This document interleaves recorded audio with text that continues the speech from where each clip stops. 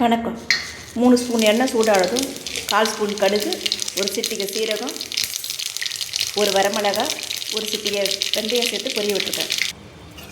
நீளமாக நறுக்குன வெங்காயம் ஒன்று, காரம் குறைவாக இல்லை பச்சை மிளகாய் 4 சேர்த்துருக்கேன். காரம் உள்ளதாக இருந்தால் 1 சேர்த்தா போதும். பீன்ஸ் 6 நம்பர் சேர்த்துருக்கேன். தக்காளி நறுக்கின தக்காளி 2,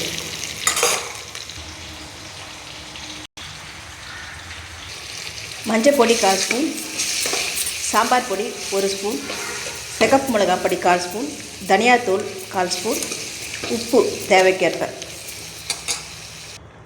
2 கப் தண்ணி விட்டுருக்கேன்.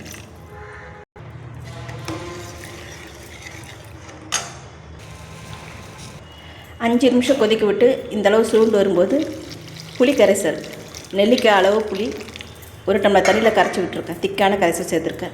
2 நிமிஷம் கொதி வந்து இறக்கிடலாம். வேக வச்சு மசிச்ச துவரம் பருப்பு 1/2 கப்,